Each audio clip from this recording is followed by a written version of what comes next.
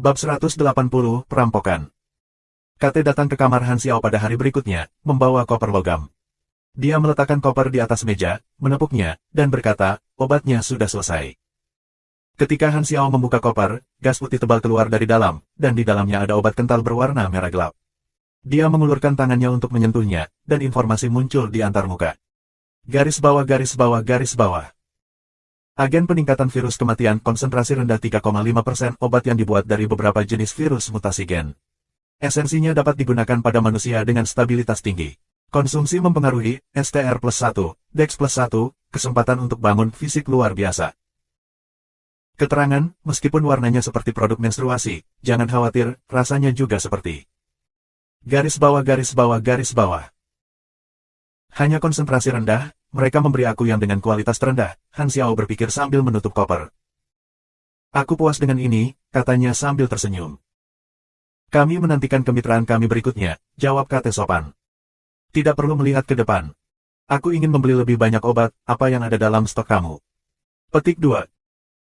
Kami hanya menyediakan pasokan curah jangka panjang untuk organisasi besar dan pelanggan dengan kemampuan. Jika ini adalah satu pelanggan, terutama yang dengan asal tidak diketahui, aku khawatir itu akan sangat sulit. Kami harap kamu bisa mengerti. Namun, kami dapat menjualnya secara massal kepada kamu jika kamu dapat membuktikan kemampuan kamu untuk membelinya dalam jangka panjang. Petik 2. Kate menyatakan kesulitannya dalam jumlah yang tepat dan membuatnya tampak seperti dia benar-benar ingin setuju tetapi tidak bisa karena aturan dan peraturan. Namun, di mata orang yang berpengalaman seperti Han Xiao, itu sangat jelas dilakukan dengan sengaja, kemungkinan besar akan menaikkan harga. Han Xiao tersenyum misterius. Dia menyesuaikan kerahnya dan berkata, izinkan aku memperkenalkan diri secara resmi, aku seorang pejabat eksekutif organisasi Germinal, Heisenberg. Kate sangat terkejut. Organisasi Germinal, bukankah mereka meninggalkan benua barat? Apakah yang disebut orang Heisenberg ini seorang pejabat eksekutif yang diam-diam aktif, atau dia berbohong? Maafkan aku karena berterus terang, tapi identitasmu sangat mencurigakan. Kate mundur 2 langkah dan meletakkan tangan kanannya di sakunya sambil memegang alarm. Jika Han Xiao membuat gerakan mencurigakan, dia akan memicu alarm. Tidak perlu gugup, beri aku waktu sebentar. Han Xiao berjalan ke toilet dengan ranselnya. Kenapa dia pergi ke toilet? Sama seperti ketika Kate bingung, Han Xiao berjalan keluar mengenakan viper. Setelan mekanik yang terlihat sangat canggih memberi Kate kejutan. Apa yang? Han Xiao mengayunkan tangannya dan berkata melalui speaker jas itu, ini adalah baju mekanik unit tunggal terbaru yang ditemukan oleh organisasi Germinal. Jika mata kamu masih bekerja, kamu harus dapat melihat jumlah teknologi canggih yang digunakan dalam hal ini. Bahkan laboratorium eksperimental resmi dari 6 negara tidak memiliki teknologi ini. Kamu tidak perlu khawatir tentang aku berbohong, ini adalah proyek rahasia organisasi kami, dan itu sudah cukup untuk membuktikan identitas aku. Petik 2. Kate sedikit membuka mulutnya, dia merasa ada yang aneh. Tapi, aku menyadari kekhawatiran kamu. Jika kamu ingin menemukan cap organisasi Germinal pada setelan mekanik, aku sarankan kamu menyimpan upaya. Masa sangat sulit bagi kita, dan sangat berbahaya untuk memiliki profil tinggi. Aku telah diberi tanggung jawab penuh untuk masalah ini, jadi jika kamu ingin menghubungi pejabat tingkat tinggi. Maafkan aku karena begitu mudah, tetapi posisi kamu tidak menjamin itu, kata Han Xiao dengan nada serius. Dia hampir mempercayainya sendiri. Kate ragu-ragu dan berkata, aku perlu berdiskusi dengan pejabat tinggi lainnya. Dia berjalan ke samping dan membuka laptopnya untuk menghubungi pejabat tinggi lainnya. Mereka semua adalah pengawas laboratorium percobaan, dan mereka terkejut dengan asal-usul Han Xiao. Dia tidak bisa membuktikannya, tidak bisa dipercaya. Apakah kamu ingin dia berteriak, aku bagian dari organisasi Germinal, kemanapun dia pergi. Aku pikir tidak perlu baginya untuk berbohong. Kami akan tahu jika dia yang melakukan transaksi nyata saat kami melakukan perdagangan. Petik 2. Masuk akal bagiku. Tapi bekerja sama dengan organisasi Germinal agak berbahaya. Han Xiao memotong pembicaraan mereka dan berkata, perdagangan apapun yang kami lakukan akan dirahasiakan. Selama kamu dan aku tidak memberitahu siapapun, tidak ada yang akan tahu. Kami bahkan dapat memberikan kamu dukungan finansial untuk membangun divisi baru di Andrea. Petik 2. Mata semua pejabat tinggi di lab penelitian berubah cerah. Andrea dipenuhi dengan radiasi, dan banyak gen bermutasi flora dan fauna yang dihindari oleh orang lain adalah harta bagi mereka. Mereka telah mendengar tentang kemurahan hati organisasi Germinal. Di Maple, pemerintah korup, dan mereka sudah cukup. Rasanya seperti rencana yang baik untuk mengubah lingkungan. Bahkan jika mereka tidak memindahkan kantor pusat mereka, membuka divisi penelitian di Andrea juga merupakan ide yang bagus. Haruskah kita mencoba membuat kesepakatan? Bawa dia ke ruang pameran. Dengan diskusi yang berakhir, KT tersenyum dan berkata, kami menerima perdagangan, Heisenberg. Silakan ikuti aku. Aku akan menunjukkan kepada kamu hasil penelitian kami. Petik 2. Han Xiao mengangguk. Tanpa melepas pakaian mekanik, dia mengikuti KT ke lift, dan mereka turun 2 lantai. Ruang pameran obat-obatan tampak seperti ruang pendingin dari luar pintu. KT memasukkan kata sandi, dan pintu-pintu terbuka. Di dalamnya ada ruang gelap yang dipisahkan menjadi 2 tingkat yang dihubungkan oleh tangga logam. Showcase diletakkan di sisi dinding, dan di dalamnya ada tabung obat berbagai warna dengan label yang menggambarkan nama mereka dan hasil tes. Semua obat memiliki produk jadi dengan berbagai tingkat konsentrasi. Ini adalah produk dari lembaga penelitian kami. Yang mana yang diinginkan organisasi kamu? Kata-kata sambil tersenyum. Han Xiao bertingkah seolah sedang melihat sekeliling dan berkata, semuanya. Uang bukan masalah. Selama kamu memiliki stok yang cukup. Petik 2.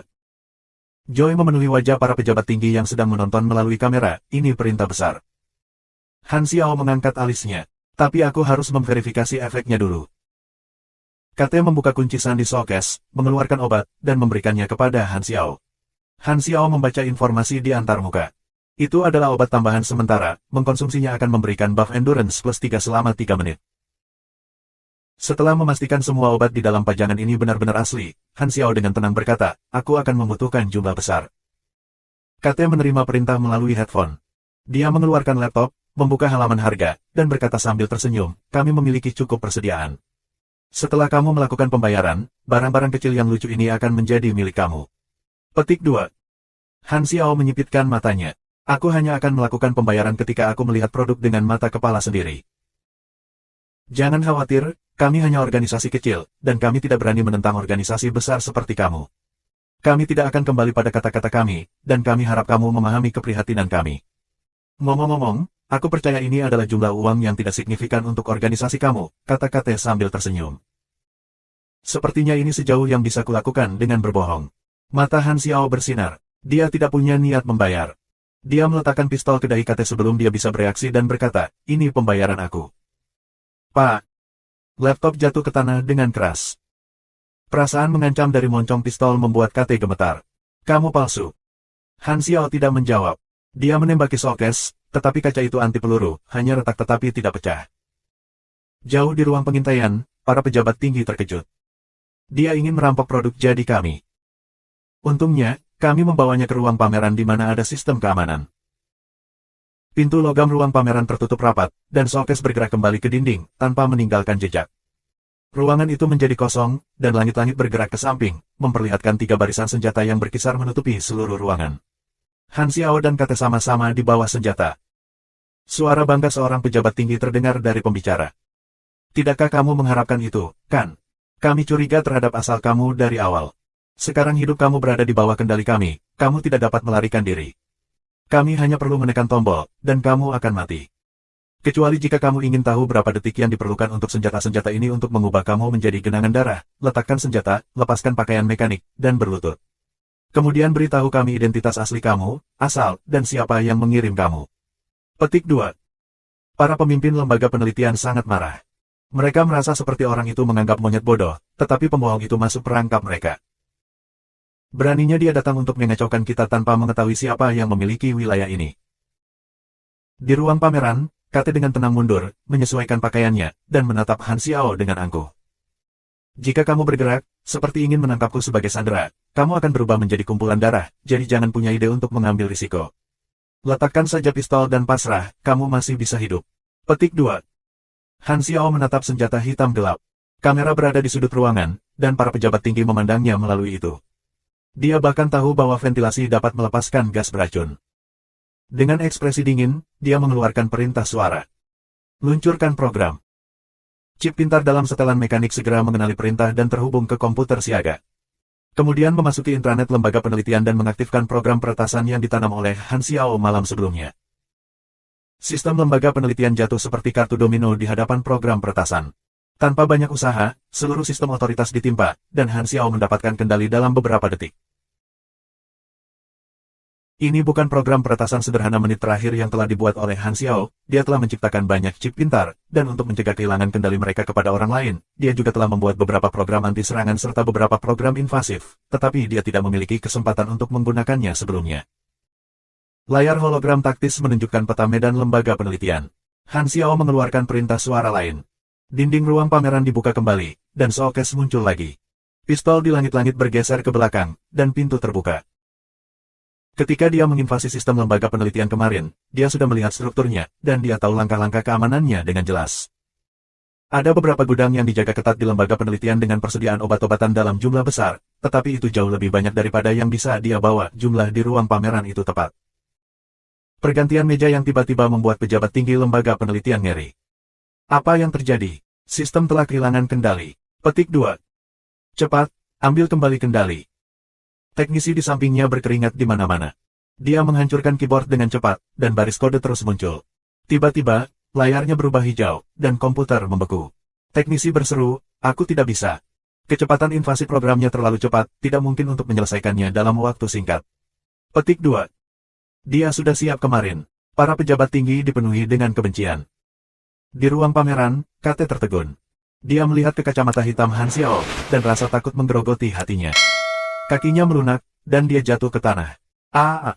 Bang! Asap membubung dari tanah di antara kakinya di mana peluru itu mengenai. Kate sangat takut, bahkan tidak berani bergerak. Tetap di sana dan jangan bergerak. Kamu masih bisa hidup, kata Han Xiao dengan nada mengejek. Oh oke, tenang, jawab Kate buru-buru saat keringat dingin membasahi seluruh punggungnya.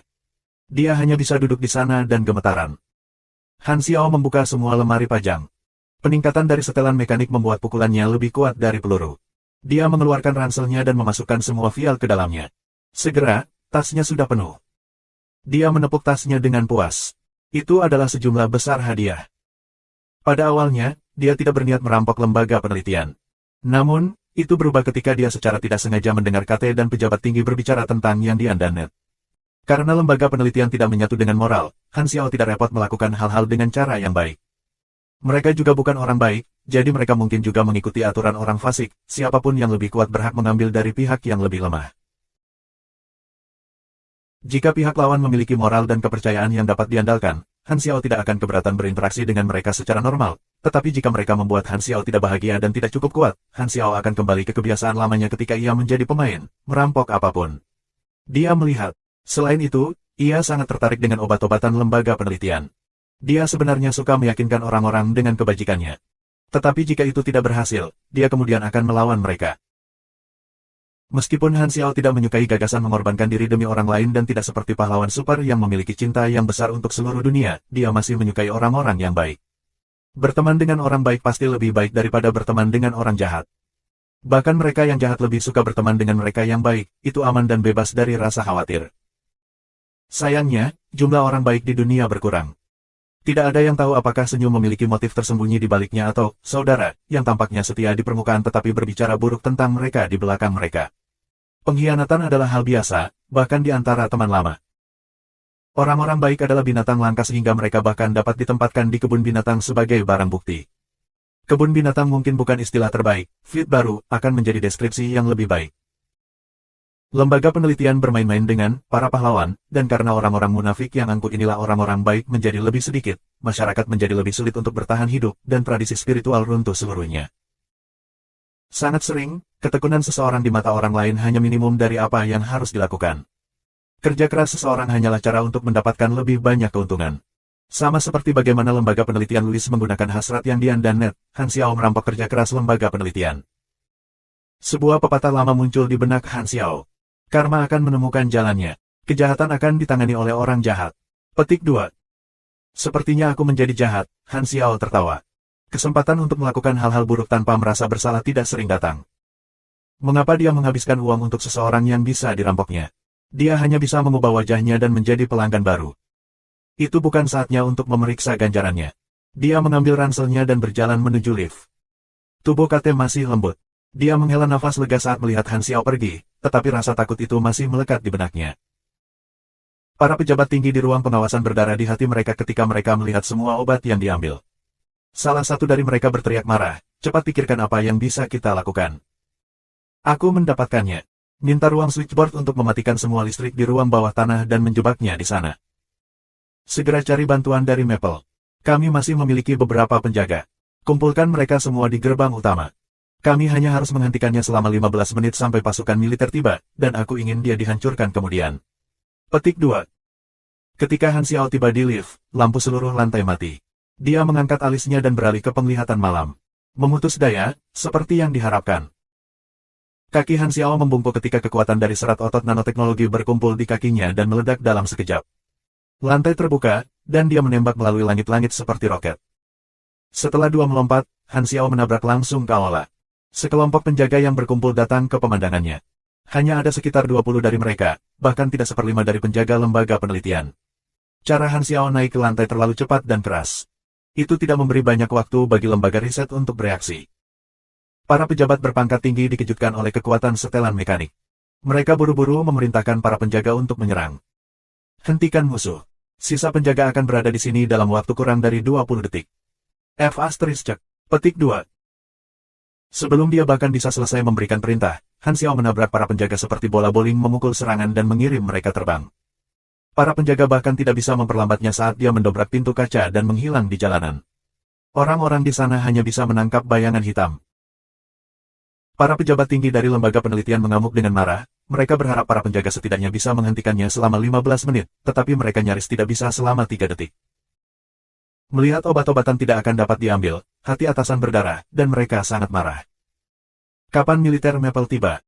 Setidaknya 10 menit. Itu terlalu lama. Bajingan itu sudah lama hilang. Apakah ada cara lain? Petik 2. KT telah kembali normal dan segera berkata, duo superhero masih di kota. Aku akan menghubungi mereka sekarang. Petik 2. Percepat. Yang Dian menerima panggilan telepon dari KT. Bingung, dia bertanya, KT, apakah kamu mencari kami? Petik 2. KT terdengar cemas. Seorang perampok telah mengambil produk-produk dari lembaga penelitian, termasuk penindas untuk virus kematian. Jika kami tidak dapat mengambilnya, hasil kami akan hilang. Karena militer tidak dapat tiba tepat waktu, kami harus mengandalkan kalian. Petik 2. Keduanya berubah serius. Kami pasti akan membantu. Itu keren. Kamu satu-satunya harapan kami. Aku akan mengirimkan kamu koordinatnya. Musuh adalah seorang pria yang mengenakan setelan mekanik hitam. Petik 2. Setelan mekanik hitam. Ekspresi yang Dian dan Ned berubah. Mungkinkah dia berlari di jalan dengan mengenakan setelan mekanik terlalu mencolok? Begitu Han Xiao meninggalkan lembaga penelitian, dia naik ke atap gedung dan terus berlari melintasi atap. Dengan begitu, bahkan jika seseorang melihatnya, itu tidak akan menimbulkan dampak yang sangat besar. Dia berencana untuk menemukan tempat tersembunyi untuk melepas pakaian mekanik dan berganti ke wajah yang berbeda. Begitu banyak ramuan obat, cukup bagiku untuk meminumnya seperti air. Han Xiao tertawa. Setelah berbelok ke beberapa jalan, Han Xiao melompat ke gang kosong. Pada saat inilah dua tanda vital yang kuat muncul di radar, dan setelah pencarian otomatis dalam database, secara mengejutkan ada kecocokan. Ternyata itu adalah dua superhero yang dia temui 2 kali. Mereka mengejar aku. Han Xiao berpikir sebentar, dan dia tahu bahwa mereka sedang dipermainkan oleh lembaga penelitian Louis lagi. Kali ini, sebuah pemberitahuan muncul di antarmuka. Garis bawah garis bawah garis bawah. Kamu telah memicu misi, uji coba pahlawan. Pendahuluan misi, pahlawan keadilan tidak pernah kekurangan pasokan, tetapi hanya cara yang tepat untuk melakukannya. Beberapa orang menjadi bejat dan melepaskan tujuan awal mereka, beberapa kehilangan kepatuhan dan menjadi apa yang mereka bersumpah untuk melawan, beberapa digunakan dan dibohongi. Memilih keadilan adalah jalan yang sulit, dan kamu bisa menjadi cobaan bagi mereka untuk menemukan jalan yang benar menuju menjadi pahlawan sejati. Persyaratan misi, kalahkan Yang Dian dan Ned, dan ungkapkan kebenaran tentang lembaga penelitian Louis. Hadiah, acak. Garis bawah garis bawah garis bawah. Han Xiao menyipitkan matanya. Dia cukup tertarik dengan misi ini. Itu adalah kesempatan baginya untuk merasakan seperti apa rasanya menjadi yang paling jahat. Han Xiao menganalisis data. Aku punya beberapa menit untuk membunuh, hanya cukup waktu untuk bermain dengan mereka sedikit. Han Xiao berhenti di tempatnya dan menunggu. Sosok Yang Dian dan Ned melintas melewati pintu masuk gang tidak lama setelah itu, mereka berlari terlalu jauh. Setelah beberapa detik, keduanya menyadari dan segera berbalik, berdiri di pintu masuk gang dengan sikap berhadapan. Ini benar-benar kamu. Wajah Yang Dian tegas. Dia telah melihat kekuatan prajurit misterius ini dalam pakaian mekanik dengan matanya sendiri. Bahkan dalam kondisi puncaknya, dia mungkin akan dipukuli dalam beberapa pukulan, dan dia sekarang terluka. Tetapi pikiran tentang Han Xiao merampok obat untuk virus kematian mendorongnya untuk tidak mendukung bahkan jika dia tidak bisa menang. Ned menggosok tangannya dan siap untuk menyerang. Dia berkata dengan nada rendah, meskipun kamu menyelamatkan kami sebelumnya, aku khawatir kami tidak bisa membiarkan kamu mengambil obatnya. Menyembuhkan. Sial, orang-orang ini benar-benar tipe yang cukup bodoh untuk membantu seseorang yang menipu mereka. Ned memukul lebih dulu. Tangannya menamparkan ke depan, dan gelombang kejut memenuhi gang. Cat di dinding luruh, dan retakan muncul di tanah. Dalam sekejap, Han Xiao melompat, menggambar busur cepat di udara, dan menabrak musuh seperti roket. Yang Dian menggigit giginya dan melangkah maju, mengayunkan pukulannya. Bang! Tinju mekanis yang tertutup itu seperti sambaran petir, muncul dan menghilang dalam sekejap. Sebelum tinju Yang Dian bahkan bisa berayun penuh, itu sudah mengenai dada Yang Dian dengan berat. Visi Yang Dian menjadi kabur, semua yang terlihat tampak bergerak menjauh dengan cepat ketika ia terbang mundur. Dia kemudian ditinju ke dinding dengan suara keras, setiap tulang di tubuh hampir hancur. Kemenangan satu pukulan. Kekuatan fisiknya bahkan lebih kuat dari singa yang menyebabkan cedera serius padaku, Yang Dian nyaris tidak menarik diri dari dinding dan menarik napas berat. Tiba-tiba, dia mendengar embusan angin di telinganya, Ned terlempar ke arahnya dan jatuh di samping kakinya dengan benjolan besar di kepalanya. Dia mengetuk pusing oleh headbutt sederhana dari Han Xiao. Mereka bahkan tidak bisa bertahan 3 detik. Dengan 0 kesempatan untuk melawan, Yang Dian dipenuhi dengan kesedihan dan kebencian. Bagaimana kita bisa menghentikan lawan seperti ini?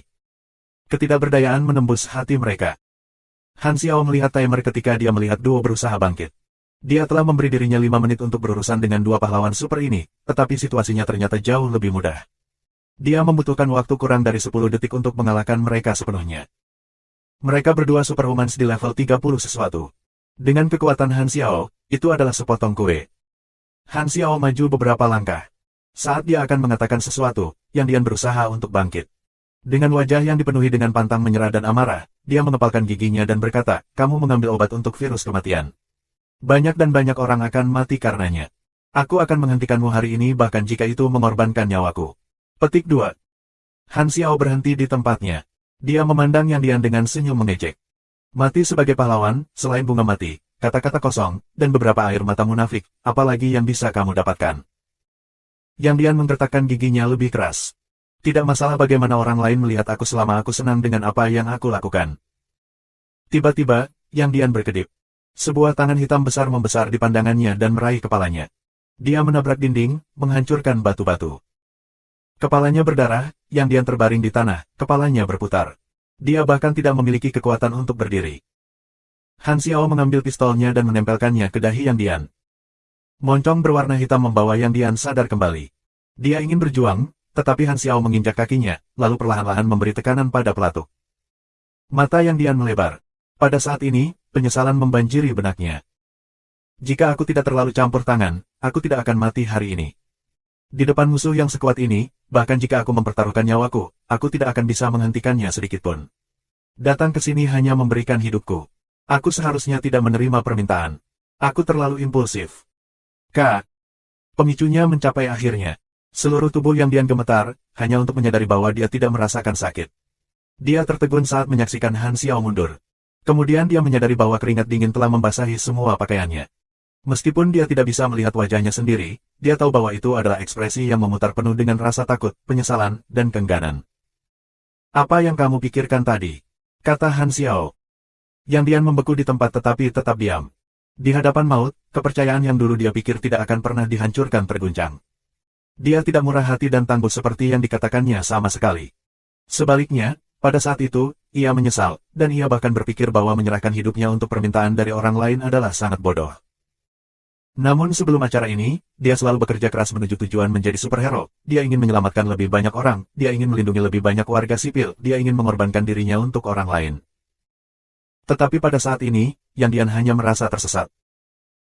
Han Xiao meletakkan pistolnya dengan klip kosong kembali ke sarungnya, mengeluarkan laptop, mentransfer beberapa data ke drive jempol, dan melemparkannya ke Yang Dian. Yang Dian dan Ned membeku di tempat. Musuh pergi begitu saja. Kenapa dia tidak membunuh kita? Yang Dian memegang thumb drive dengan linglung. Kami bukan tandingannya. Jangan mendekatinya dan mencari kematian. Kita harus pergi dari sini dulu. Yang Dian memegangi Ned, dan mereka pergi terlatih-tatih. Kegagalan misi lainnya, hati keduanya dipenuhi rasa malu. Mereka tidak bisa menghadapi KT. Ketika mereka tiba di pintu lembaga penelitian Louis, militer sudah ada di sana, dan daerah itu dikunci. Duo ini tidak ingin berhubungan dengan militer Maple, jadi mereka kembali ke tempat mereka beristirahat dan berpakaian luka-luka mereka. Yang Dian terus memikirkan apa yang dikatakan Han Xiao. Dia bingung dan tidak bisa fokus sama sekali. Dia berbaring di tempat tidur dengan bingung, pikiran-pikiran dari yang baru saja muncul di benaknya tanpa henti. Dia bisa merasakan bahwa kepercayaan dan sudut pandangnya sebagai superhero terguncang, itu adalah perang melawan pikirannya sendiri. Pada saat ini, Ned tidak bisa menahan rasa penasarannya tentang apa yang ada di dalam thumb drive. Dia memasukkannya ke laptop, dan hanya beberapa detik melihatnya membuatnya berkeringat dingin. Yang, datang ke sini dan lihat ini. Ada apa? Yang Dian berusaha mendapatkan kembali fokusnya dan naik ke layar laptop. Kemudian dia juga tertegun. File-file pada thumb drive adalah bagian dari data yang didapat Han Xiao dari meretas ke dalam lembaga penelitian. Setiap proyek penelitian virus kematian ditulis dengan jelas untuk meningkatkan kemampuan fisik dan senjata biokimia. Tidak disebutkan obat yang KT bicarakan. Juga ditulis bahwa tim eksplorasi yang pergi ke zona terlarang Robert telah mengumpulkan bahan untuk penelitian peningkatan kemampuan fisik. Ini nyata. Mungkinkah dia berbohong? Petik 2. Dia bisa membunuh kita dengan mudah. Kenapa dia berbohong kepada kita? Petik 2. Yang Dian dan Ned perlahan-lahan beralih dari ketakutan ke kemarahan. Ternyata mereka seperti dua orang idiot dari awal hingga akhir, dipermainkan oleh orang-orang dari lembaga penelitian Louis. Mereka tidak dapat percaya bahwa mereka begitu naif untuk mempercayai kata-kata sepihak dari orang-orang ini, itu membuat mereka merasa bahwa kegigihan mereka hanyalah lelucon. Tidak heran kalau prajurit misterius dalam pakaian mekanik tidak membunuh mereka, dia mungkin merasa bahwa mereka menyedihkan dan menyedihkan, jadi dia mengatakan yang sebenarnya kepada mereka. Yang Dian sangat malu dan malu sehingga dia ingin menggali lubang di tanah dan bersembunyi di dalamnya. Mereka terus menyebut diri mereka pahlawan super, tetapi mereka diselamatkan oleh orang asing yang mereka anggap jahat 2 kali. Jika pria misterius itu tidak mengungkapkan kebenaran, mereka masih akan benar-benar dalam kegelapan. Sayang sekali kami tidak tahu namanya. Jika kita melakukannya, aku pasti akan meminta maaf kepadanya secara langsung. Ned kesal. Yang Dian mengangguk dengan berat. Dengan kemarahan yang membara di dalam dirinya, dia memanggil KT. Kamu telah berbohong kepada kami. KT terdengar terpana. Aku berbohong tentang apa? Kamu telah menggunakan kami. Kamu membuat kami mempertaruhkan hidup kami untuk melakukan sesuatu untuk kamu. Tim eksplorasi, obat untuk virus, itu semua palsu. Petik 2. Apa yang kamu bicarakan?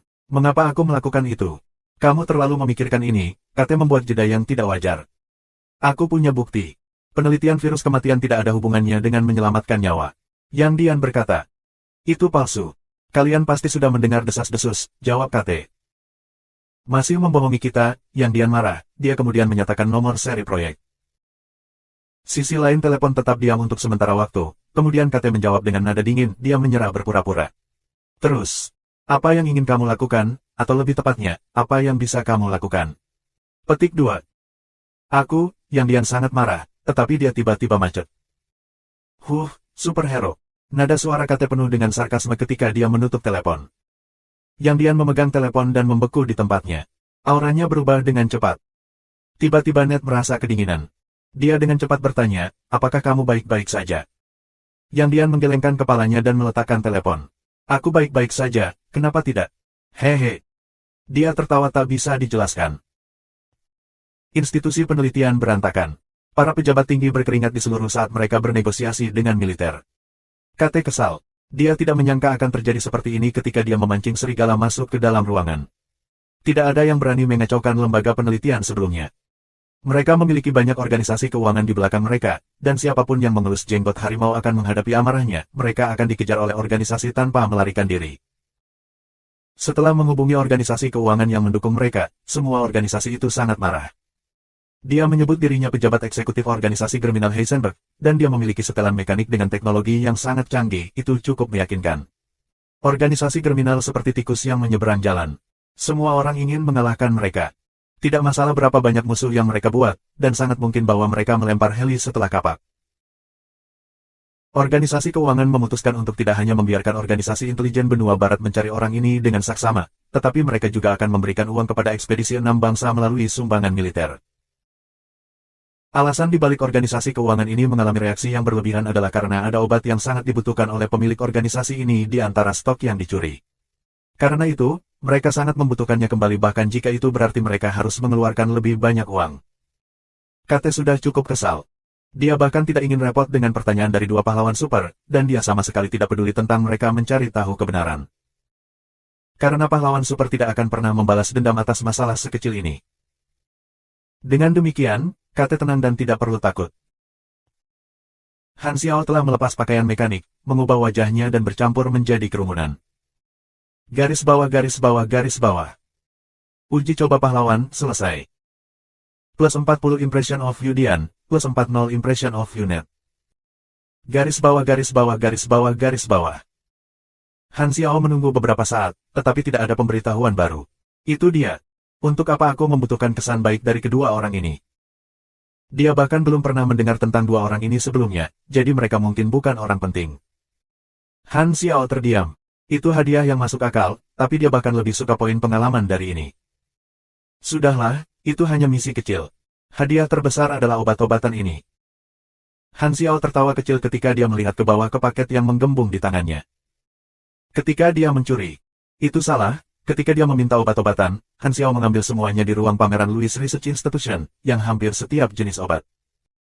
Dia menemukan sebuah hotel kecil acak dan check-in. Seperti biasa, dia pertama kali memeriksa untuk melihat apakah ada kamera pengintai, lalu dia membuka ranselnya dan mengeluarkan semua berbagai obat-obatan sebelum mengaturnya dalam barisan. Mari kita lihat apakah ada barang bagus. Han Xiao menggosok tangannya. Dia telah mendengar bahwa seseorang akan beruntung jika tangan seseorang dipanaskan. Garis bawah garis bawah garis bawah. Obat kadal hijau konsentrasi sedang 23,3% terbuat dari gen kadal hijau. Ini adalah makhluk yang malas. Setelah kamu minum ini, kamu akan merasa tenang. Garis bawah garis bawah garis bawah. Han Xiao tertegun selama 3 detik. Lalu dia berdiri dengan marah dan melemparkannya ke lantai. Green Mayas, apa gunanya bahkan menciptakan obat semacam ini? Aku akan lebih beruntung jika menggunakan kaki aku satu. Melihat tumpukan obat penuh warna ini, Han Xiao merasa seolah-olah awan hitam nasib buruk melayang di atas kepalanya. Semoga obat lain lebih baik. Dia terus mencari. Ada total 34 jenis obat, dan untungnya, tidak ada satupun yang sama tidak bergunanya dengan obat Green Lizard. Beberapa obat yang bermanfaat cukup bagus. Ada obat peningkatan virus kematian konsentrasi tinggi, yang memiliki efek jauh lebih kuat daripada yang diberikan KT.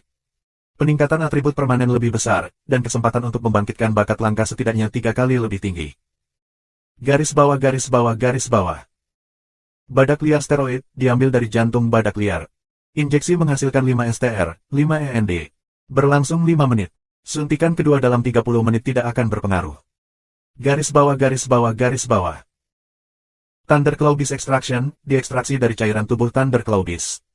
Plus 12% serangan jarak dekat untuk 5 serangan berikutnya. Garis bawah garis bawah garis bawah. Patogen batu plak, menginfeksi pengguna dengan batu plak. Garis bawah garis bawah garis bawah. Ada 3 jenis obat, obat peningkat sementara, obat penular penyakit, dan obat peningkat atribut yang sangat langka seperti obat penambah virus kematian. Beberapa obat peningkat atribut permanen hanya dapat digunakan 1 kali, dan beberapa dapat digunakan beberapa kali.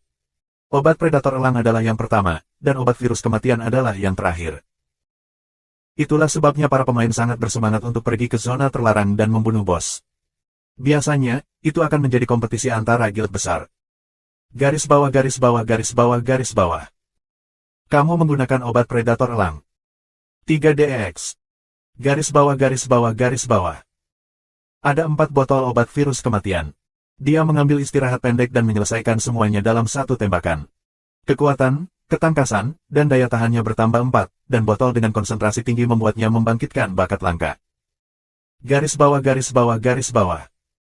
Fisik luar biasa. Plus 10% kesehatan. Plus tingkat pemulihan 180%. Plus 8% abnormalities resistance. Itu adalah bakat bias tangki, tidak sampai dengan standar menjadi kemampuan molding, tapi itu membuat Han Xiao tangkir. Dia ingat bahwa Hila juga memiliki pemulihan pasif. Fisik luar biasa memiliki efek yang serupa dan juga memberinya 300 HP lagi dari peningkatan kesehatan. Sebagai seorang mekanik, apakah benar-benar bagus menjadi tangki ini? Han Xiao tidak tahu apakah harus tertawa atau menangis. Ini memaksanya untuk melawan orang secara langsung. Dia merasa jika dia terus seperti ini, gayanya akan benar-benar hancur. Aku hanya ingin menjadi mekanik teknis. Tutup pertarungan adalah untuk orang biadab. Aku perlu menemukan bakat ofensif atau bakat manufaktur, tetapi yang semacam itu kemampuan cetakan terlalu jarang. Yang paling umum masih defensif dan tambahan. Sebagai seorang mekanik, bakat yang bisa menyamai senjata api adalah hal yang paling ia butuhkan. Dia berharap untuk memicu bakat lethal shot. Meskipun itu bukan kemampuan molding, itu memiliki efek yang agak bagus. Syaratnya adalah untuk memberikan damage yang sangat tinggi dengan senjata api ke target yang setidaknya memiliki level yang sama dengan dia 50 kali. Dia sudah melakukan itu hampir 40 kali, tetapi musuh pada levelnya semakin sulit ditemukan, dia harus meluangkan waktu untuk melakukannya. Adapun obat-obatan peningkatan sementara, ia berencana untuk menempatkan beberapa dari mereka dalam modul injeksi cepat pakaian mekanik dan kemudian menemukan kesempatan untuk menjual sisanya, lebih disukai pemain, yang akan menjadi jumlah uang lain. Di antara obat-obatan, secara mengejutkan, ada satu yang tidak lengkap dan hanya memiliki satu jarum suntik. Garis bawah garis bawah garis bawah. Obat tidak dikenal, produk setengah jadi dari beberapa obat, efeknya tidak diketahui. Garis bawah garis bawah garis bawah. Warnanya bening seperti air. Biasanya, hal-hal yang tidak diketahui akan memiliki efek mengejutkan. Han Xiao memiliki firasat bahwa hal ini tidak sederhana, tetapi dia tidak akan menggunakannya ketika efeknya tidak jelas. Lembaga penelitian Louis mungkin menyelesaikan penelitian mereka di masa depan. Aku harus pergi ke sana lagi di beberapa titik, dan aku akan tahu efeknya ketika selesai. Han Xiao mengangkat alisnya. Untuk membuat obat-obatan atau belajar tentang ramuan ajaib, seseorang harus mendapatkan kelas apoteker. Han Xiao tidak tertarik membuat ramuan dan membuang slot kelas, dan dia merasa membuat ramuan dan obat-obatan sangat berbeda dari membuat mesin. Karena membuat ramuan menuntut rasio bahan yang ketat dan proses pembuatan, kesalahan kecil dapat menyebabkan kegagalan, sedangkan membuat mesin hanyalah proses penyaluran. Han Xiao menyelinap keluar dari Kailos di sore hari. Dia punya misi mengancam lain di Maple. Bennett ingin dia menakuti beberapa pejabat pemerintah yang tinggal di ibu kota Maple. Dua orang yang pertama kali ke sana untuk memeriksa situasi sudah siaga di kota Maple Leaf. Ibu kota Maple disebut Karimuchi, yang berarti kota daun Maple. Organisasi keuangan di belakang Louis Research Institution mengeluarkan hadiah di Darknet dengan sangat cepat.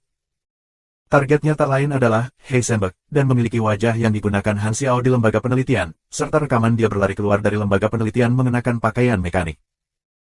Organisasi kriminal melihat informasi ini segera. Tidak ada orang seperti itu di organisasi kami. Pemimpin itu terkejut.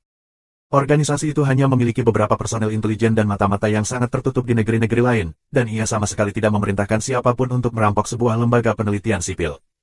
Hanya ada satu kemungkinan. Heisenberg, ini adalah palsu yang menggunakan organisasi kriminal sebagai penutup.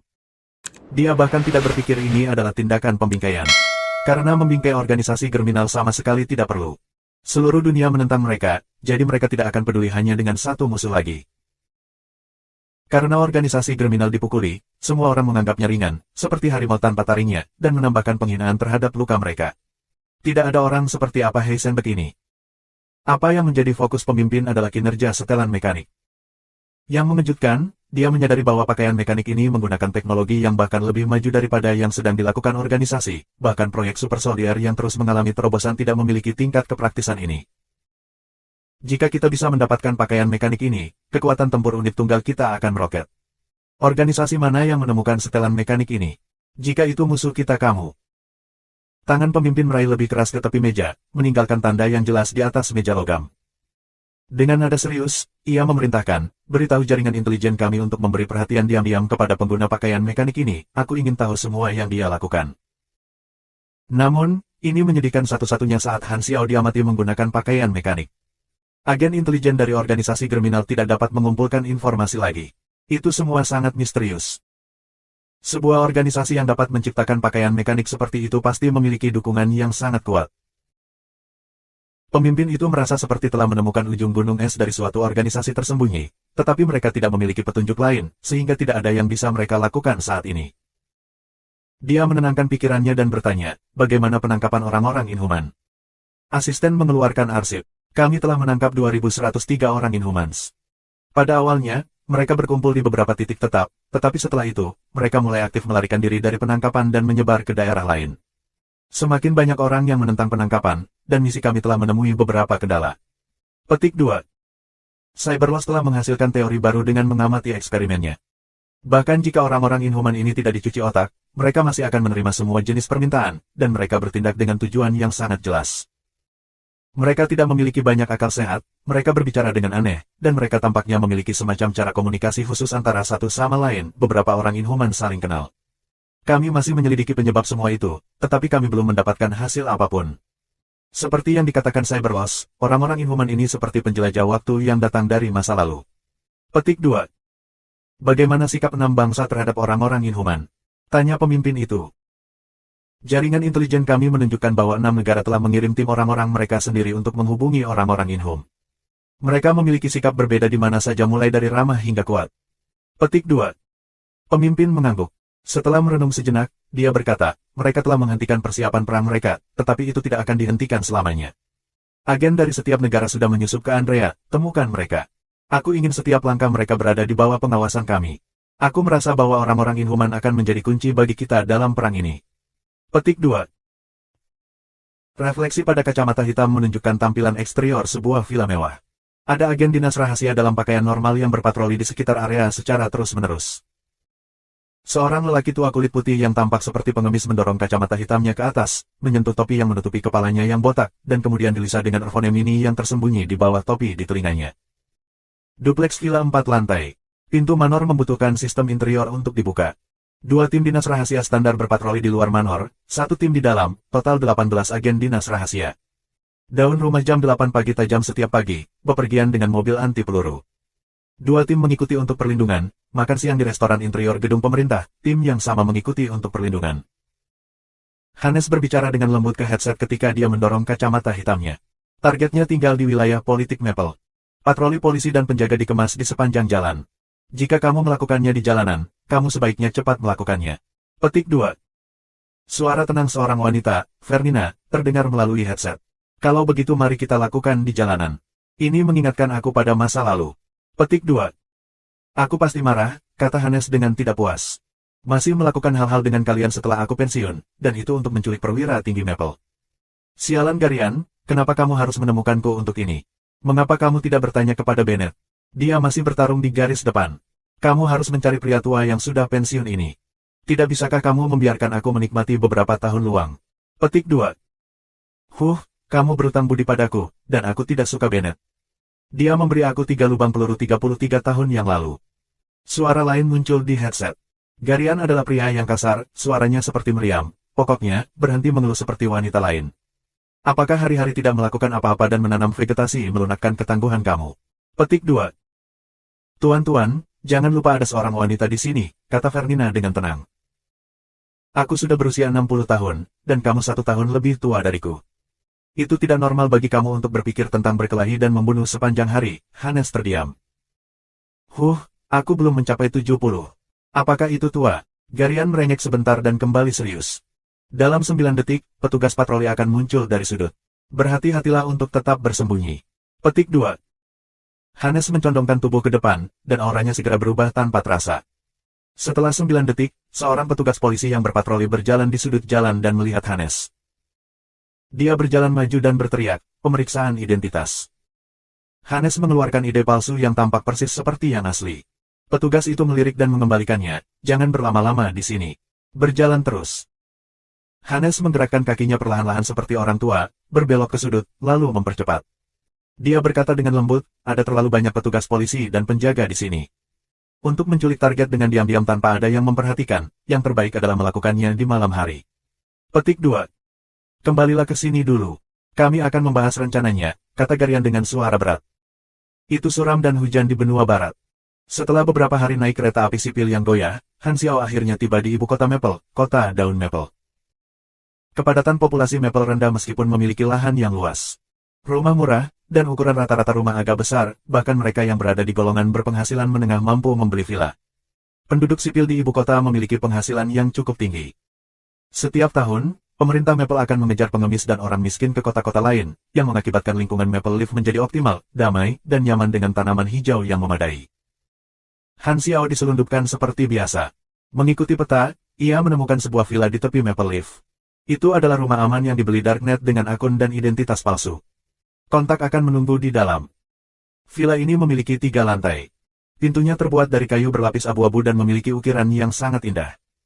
Han Xiao meraih pengetuk pintu dan memukul dengan irama kode rahasia mereka. Pintu terbuka dengan mencicit, dan kepala pelayan wanita tua yang memiliki lebih banyak rutan daripada orangnya yang kedaluarsa mengundangnya masuk dengan wajah polos. Setelah memasuki rumah, wanita tua itu, yang identitas aslinya adalah penghuni jangka panjang, menutup pintu dan berkata, kedua tamu sedang menunggu di ruang bawah tanah. Han Xiao mengangguk. Dia membuka pintu tersembunyi di kabinet di samping tangga dan berjalan ke ruang bawah tanah. Itu tidak gelap seperti yang dia bayangkan, itu cerah dan dikelilingi oleh dinding logam. Banyak peralatan dan senjata api tergeletak di sekitar. Ada juga mesin bubut yang dirancang khusus dan wadah bahan di sudut. Kedua kontak sedang menunggu di meja rapat di tengah. Mereka berdua memandang ke arah Han Xian. Wajahnya berubah kembali menjadi Black Phantom, jadi dia dikenali. Dari dua kontak, satu adalah Golden Fox, dan yang lainnya adalah seorang pria muda. Golden Fox ragu-ragu dan berkata, Black Phantom. Mata Han Xiao menjadi cerah. Dia tertawa dan berkata, oh, ini kamu. Aku pernah melihatmu sebelumnya. Kamu sepertinya menjadi lebih cantik. Petik 2. Golden Fox ketakutan. Dia menyentuh wajahnya dan berkata di kepalanya, tolong jangan tertarik dengan aku mohon. Kontak lainnya adalah seorang pria muda berusia 20-an. Nama kodenya di Blood Pact Society adalah Blade Hantu. Dia adalah kalajengking, pangkat rendah, dan anggota baru yang baru saja bergabung. Dia menatap Han Xiao dengan pertimbangan dan sedikit keraguan. Ghostblade telah dilatih sebagai agen di Ryland, tetapi dia telah melarikan diri sebelum lulus. Setelah dilatih dalam organisasi pelatihan agen, ia secara alami selalu merasakan superioritas terhadap pembunuh bawah tanah ini. Dia telah bergabung dengan Pakta Darah sekitar waktu yang sama Han Xiao lakukan, tetapi Han Xiao sudah menjadi legenda di organisasi saat dia masih berjuang di kelas kalajengking. Jadi, dia selalu tidak yakin. Dalam hal pengalaman, Han Xiao sebenarnya tidak memiliki banyak hal, tetapi ia menjadi kartu as dari Pakta Darah dengan kekuatannya dan Bennett mendukungnya. Ada sekelompok kecil pembunuh kontrak yang bangga yang tidak yakin, kebanyakan dari mereka memiliki pengalaman sukses lain sebelum mereka berubah menjadi pembunuh. Meskipun hasil dari pertempuran ini ditulis dengan jelas, masih ada orang yang ragu kecuali mereka melihatnya sendiri. Aku mendengar tentang pertarunganmu. Mereka mengatakan kamu seorang legenda, tetapi sepertinya tidak ada yang istimewa, kata Ghostblade dengan wajah polos. Han Xiao melirik Ghostblade tetapi tidak bisa diganggu dengannya. Golden Fox memotong dengan tergesa-gesa dan mulai berbicara tentang topik utama. Ahem. Ada 5 target, Harry Raymond, Senin Miller, Billy Angus, Dick Van Vanciti, Dorasi Farami. Mereka semua adalah pejabat pemerintah yang menentang rencana tersebut. Ada penjaga di sekitar mereka ketika mereka keluar dan di mana mereka tinggal. Petik 2. Dengan melirik Ghostblade, dia mendengus, mengeluarkan peta, dan meletakkannya di atas meja rapat. Ini adalah peta medan villa target. Kekuatan penjaga dan rute patroli polisi di dekatnya juga ditandai. Petik 2. Data itu sangat rinci. Kemampuan Ghostblade untuk mengumpulkan intelijen adalah contoh buku teks yang dengan ketat mengikuti buklet pelatihan Ryland. Dia telah mengumpulkan hampir setiap detail yang ada dalam misi ini. Dengan pengetahuan rahasia yang dia miliki sebagai agen, Golden Fox tidak perlu membantu sama sekali ketika dia mengumpulkan data. Itu membuatnya merasa lebih unggul dari para pembunuh ini. Bagaimanapun, dia adalah seorang profesional, dan amatir berada pada level yang berbeda. Ghostblade mengintip Han Xiao. Dia yakin bahwa kecerdasan terperinci seperti itu akan mengejutkan Black Phantom, tetapi Han Xiao tetap berwajah lurus seolah itu adalah kejadian yang biasa baginya. Dengan mengerutkan kening, Ghostblade berkata dengan suara yang dalam, aku telah merancang rencana aksi untuk kamu. Kamu melihat garis dan tanda merah ini. Ini adalah rute aksi yang telah aku rencanakan. Selama kamu mematuhi rencana aku dan tidak melakukan kesalahan, kamu pasti akan berhasil. Aku berasumsi kamu mengerti apa yang aku tulis di sini. Ini adalah simbol khusus yang digunakan oleh agen. Jika kamu tidak memahaminya, aku dapat menjelaskannya untuk kamu. Tidak perlu, aku akan melihatnya sendiri. Han Xiao mengetuk meja sambil membaca intelijen dengan cermat. Dia kemudian bertanya, apa misi tepatnya? Untuk menempatkan dokumen-dokumen ini ke rumah target, di suatu tempat jelas yang memastikan target melihatnya. Di dalam, ada beberapa bukti yang memiliki kemampuan untuk menyebabkan mereka terluka. Selama mereka menyadari bahwa kita dapat menempatkan ini di rumah mereka tanpa ada yang memperhatikan, mereka akan tahu mereka tidak aman. Ini akan bertindak sebagai ancaman tetapi tidak melewati batas, kata Golden Fox. Aku akan menyusup. Apa yang akan kalian lakukan? Petik 2. Aku hanya bertanggung jawab untuk memberikan intelijen. Menjalankan misi adalah misi kamu sebagai kartu as, jadi jangan berpikir untuk mencari bantuan aku, Ghostblade mendengus. Golden Fox menatap Ghostblade, sebelum berkata dengan nada yang menyenangkan kepada Han Xiao, jika kamu membutuhkan aku untuk mendukungmu, aku bisa melakukannya. Sudahlah, tidak perlu untuk itu, Han Xiao melambaikan tangannya. Ini misi yang cukup mudah. Aku bisa melakukannya sendiri. Petik 2. Memang mudah ketika kamu mengikuti rencanaku. Ghostblade mengangguk ringan. Dia benar-benar meninggalkan beberapa data intelijen. Itu tidak akan mempengaruhi misi, tetapi itu akan memberi orang itu melakukan beberapa tantangan kecil. Dia ingin menguji Black Phantom.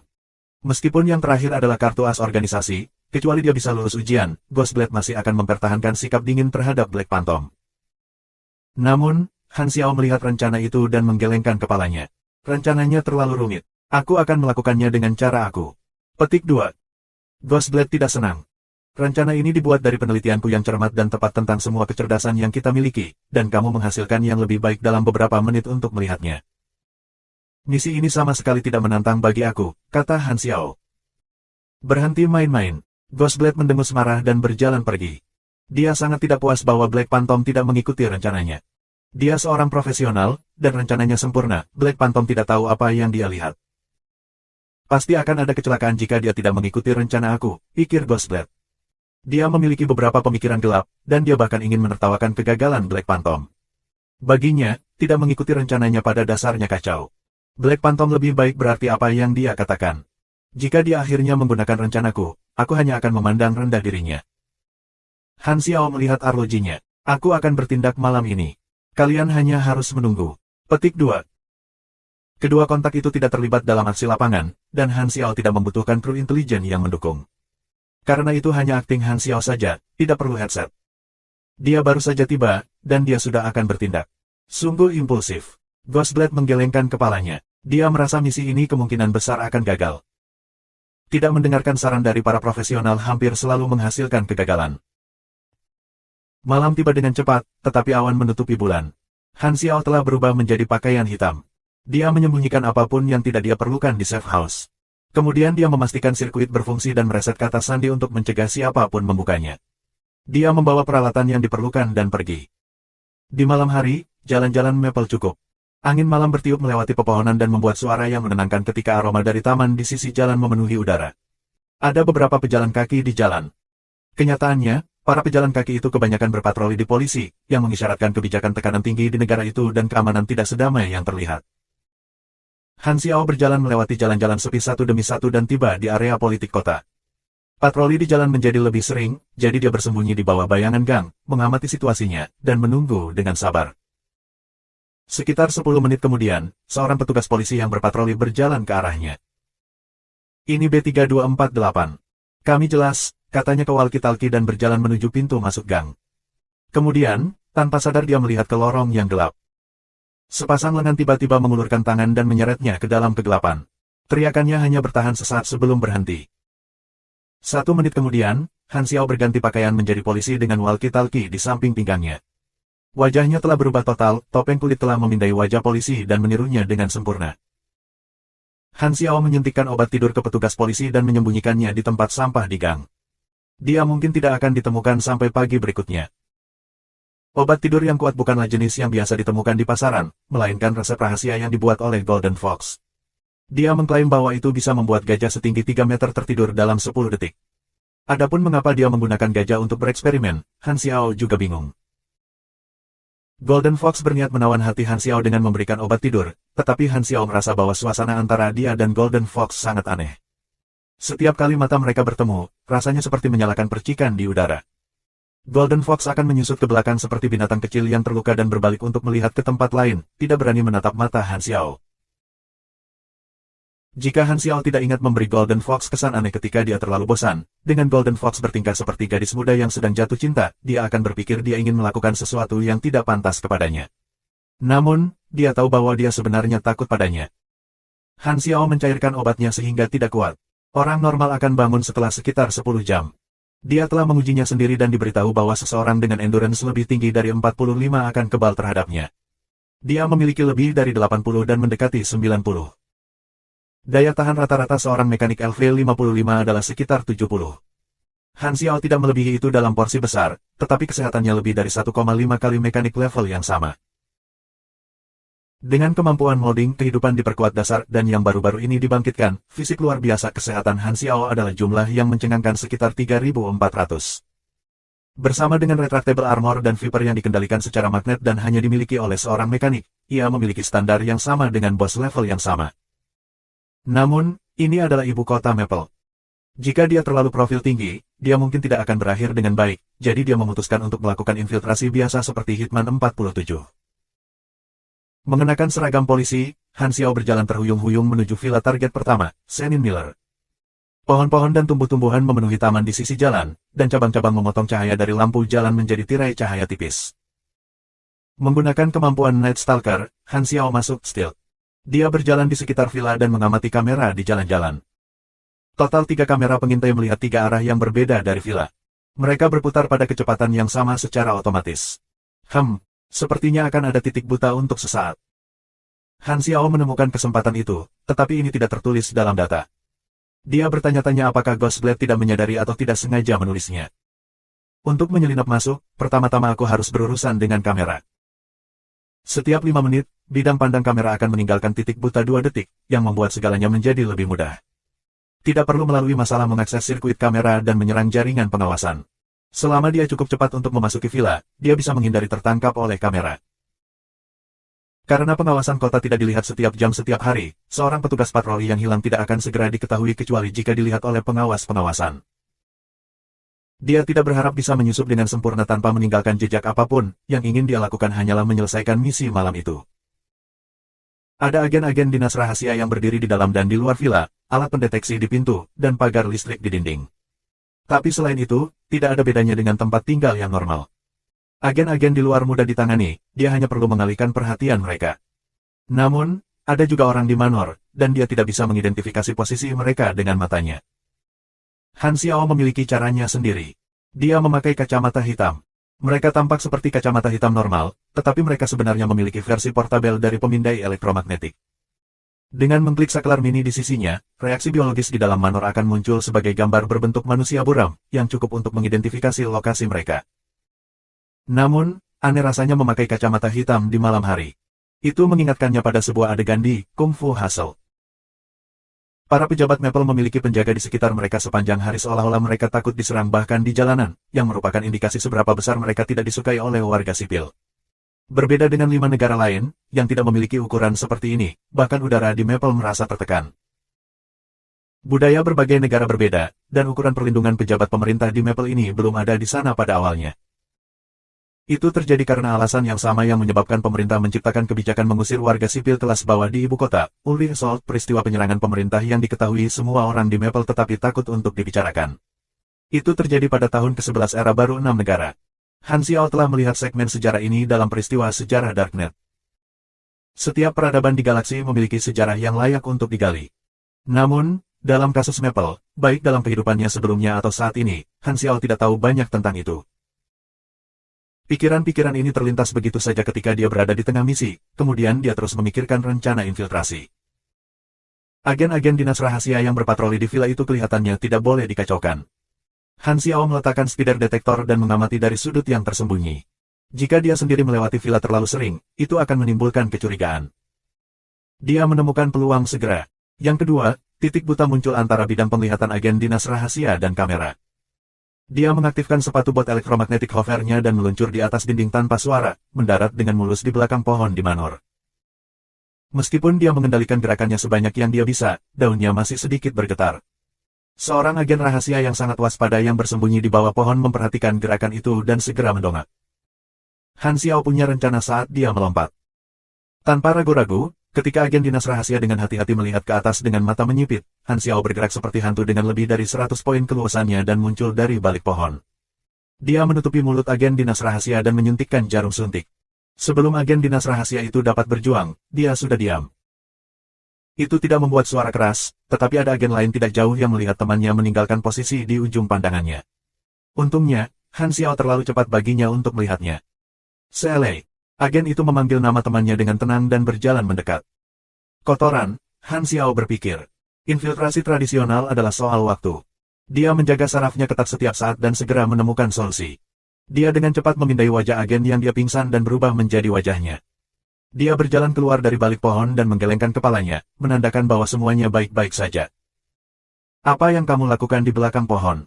Agen yang telah berjalan melonggarkan kewaspadaannya ketika dia melihat temannya. Dia terus mendekat, ingin tahu apa yang terjadi di balik pohon itu. Han Xiao membalik tangannya dan sebuah pistol kecil muncul. Itu menembakkan jarum suntik dengan tenang dan mengenai leher agen dinas rahasia. Langkah kaki agen itu menjadi tidak stabil ketika dia tertidur. Han Xiao segera berlari ke depan dan mengangkatnya. Kemudian dia dengan hati-hati menyeret pria itu ke belakang pohon.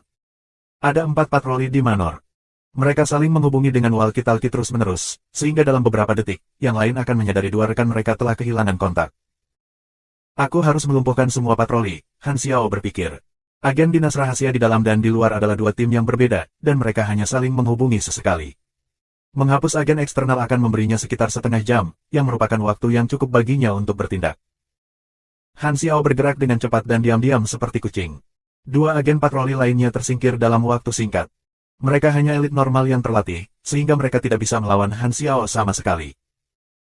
Setelah memastikan patroli dikosongkan, Han Xiao memasuki villa dari jendela. Dia menyalakan kacamata hitam elektromagnetik, dan struktur villa disajikan dengan jelas di depan matanya.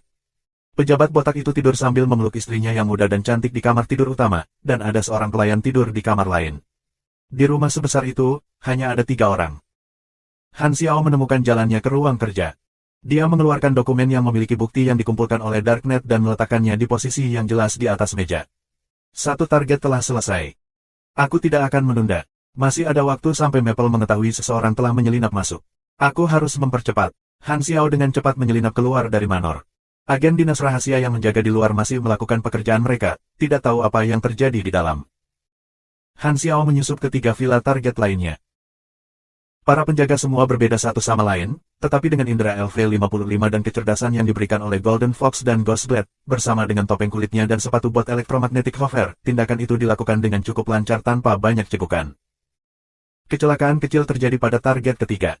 Ketika Han Xiao sedang meletakkan dokumen di ruang kerja, mungkin karena targetnya terlalu tua, dia bangun bergetar dan ingin melewati ruang kerja. Han Xiao buru-buru bersembunyi di balik lampu lantai di sudut. Tanpa melihat dari dekat, lampu lantai biasanya keliru sebagai orang dan diabaikan tanpa disadari. Meskipun itu adalah tempat yang sangat berani untuk disembunyikan, Han Xiao pikir itu adalah ide yang brilian. Namun, hasilnya benar-benar berbeda dari yang dia harapkan. Setelah terbangun di tengah malam, ingin pergi ke kamar mandi, sudah takut saat berjalan di koridor gelap, orang tua melewati ruang buku dan mengira lampu lantai untuk seseorang, yang membuatnya bahkan lebih gugup. Ketika dia ingin melihat lebih dekat dan meyakinkan dirinya sendiri bahwa dia hanya takut pada apa-apa, dia memperhatikan. Sial, sebenarnya ada seseorang di balik lampu. Targetnya adalah seorang pria tua. Dia menutupi dadanya dan jatuh lurus ke bawah. Garis bawah garis bawah garis bawah. Kamu telah membunuh Dick Van City, LV5. Kamu telah menerima 1 EXP. Garis bawah garis bawah garis bawah. Targetnya takut mati. Mati. Mati. Fu asteriska. Serius. Han Xiao benar-benar terpana. Aku tidak membunuh siapapun. Kamu menderita infak miokard, aku tidak bersalah. Hei, kakek, bangun. Kamu masih memiliki begitu banyak pemuda untuk dinantikan. Bagaimana kamu bisa mati seperti ini? Han Xiao mengguncang bahu pria tua itu terus-menerus, hampir menghancurkan tulangnya. Tanpa sengaja membunuh target, bagaimana sekarang? Han Xiao sakit kepala. Tiba-tiba, dia memiliki kilasan wawasan, dan dia punya ide baru. Tunggu sebentar, tujuan mendasar dari misi ini adalah untuk mengurangi jumlah pejabat yang menentang proyek. Jika mereka semua mati, tidak akan ada yang menentang. Ahcu. Bennett, yang berada jauh di benua selatan, tiba-tiba bersin. Dia memiliki firasat buruk. Flu. Salah satu target meninggal, tetapi misinya tidak gagal, yang berarti bahwa pembunuhan diizinkan secara teknis. Misi yang sangat tidak bermoral. Han Xiao menggelengkan kepalanya. Dia membawa mayat lelaki tua itu dan memasukkannya ke kabinet. Semakin lama tersembunyi, semakin baik. Dia tidak ingin membunuh. Targetnya adalah semua pejabat dari peringkat yang agak tinggi, dan membunuh mereka akan menyebabkan badai di Maple. Dengan demikian, tidak ada manfaat, hanya risiko. Seorang pejabat telah meninggal, tetapi itu adalah kecelakaan. Mereka tidak bisa menganggapnya bertanggung jawab. Hanya satu target yang tersisa, Dorasi Farami. Dia memiliki peringkat tertinggi dari semua 5 target. Rumahnya lebih besar, dan kekuatan penjaganya lebih kuat. Han Xiao mengikuti langkah yang sama, dia menyelinap ke Manor melalui titik buta dan bersembunyi di bayang-bayang. Tidak ada patroli yang bisa lolos dari pandangannya. Dia menyelinap di belakang agen dan menyuntikkan jarum suntik ke lehernya, lalu menyeretnya lebih jauh ke taman dan berganti pakaian dan wajahnya. Dia melihat identitasnya, orang yang tidak beruntung kali ini disebut Amuston. Rumah Dorasi agak besar. Ketika Han Xiao akan masuk melalui jendela dari bagian belakang villa, lampu-lampu villa menyala. Perintah dari atasan muncul dari walkie-talkie. Semua unit berkumpul, mengawal target ke gedung pemerintah. Petik 2. Semua agen dinas rahasia berkumpul. Sekarang Han Xiao terjebak dalam posisi pasif. Dia menggantikan Amuston dan harus terus bermain karakter jika dia tidak ingin ketahuan. Tak punya pilihan, ia mengikuti tim dinas rahasia dan berkumpul di depan pintu villa. Pemimpin tim mengetuk pintu dan berteriak, "Mer. Dorasi, agen yang tersingkir telah ditemukan di rumah pejabat lain. Musuh menyusup ke rumah mereka. Kamu tidak aman di sini. Silakan ikuti kami ke gedung pemerintah dan berlindung." Petik 2. Han Xiao menyadari sudah waktunya bagi Maple untuk bereaksi terhadap orang-orang yang dia singkirkan di rumah-rumah sebelumnya. Sayang sekali, hanya beberapa saat lagi aku akan menyelesaikan yang terakhir. Han Xiao menghela nafas. Dia harus mengubah rencananya karena perubahan situasi yang tiba-tiba. Dia berharap mereka akan mengetahui kemudian tentang lelaki tua yang didorong ke dalam kabinet. Pintu kayu berlapis kaca dibuka dengan mencicit. Seorang lelaki tua dengan punggung lurus mengenakan pakaian formal berjalan keluar pintu. Kerutan di wajahnya seperti bekas luka pisau dengan perubahan dan kedinginan, dan rambut putihnya disisir rapi. Agen dinas rahasia mengelilingi Dorasi ketika mereka berjalan menuju mobil yang diparkir di pintu. Ada 4 mobil. Mobil yang Dorasi duduki berada di tengah, dijaga oleh 3 mobil lain dalam bentuk segitiga. Han Xiao duduk di mobil di kanan belakang. Ketika mereka pergi, Han Xiao memutuskan untuk tetap tinggal dan mengamati karena itu adalah pilihan terbaik. Aku bisa menyelinap di tengah perjalanan dan menyelesaikan misi terakhir di jalan. Saat dia berpikir, beberapa bayangan seukuran kepalan tangan terbang menuju konvoi. Han Xiao tahu ini adalah howitzer dari satu pandangan. Ledakan. Para howitzer mendarat dengan akurat di sasis konvoi dan meledak. Kekuatannya melebihi standar yang biasa, hampir seperti peluncur roket mini. Api setinggi langit menyala malam itu. 3 kendaraan penjaga berputar di udara dan mendarat dengan api. Seseorang menyerang konvoi. Teriak pengemudi mobil Dorasi ketika dia dengan tergesa-gesa menginjak throttle, ingin melarikan diri dengan kecepatan, tetapi beberapa peluru ditembakkan dari kegelapan dan merusak roda. Mobil berputar dan berhenti di sisi jalan. 4 agen dinas rahasia yang dipermalukan keluar dari mobil dengan tergesa-gesa, tetapi sebelum mereka bahkan dapat mengangkat senjata, peluru penembak jitu yang ditembakkan dari posisi yang lebih tinggi mengenai dada mereka tanpa kehilangan satu tembakan. Mereka segera jatuh ke tanah, terluka parah. Semua penjaga sudah ditangani. Pencadangan dari Maple akan memakan waktu setidaknya 3 menit untuk tiba. Kami punya lebih dari cukup waktu. Fernina, evakuasi dengan target, kata Hannes melalui walkie-talkie.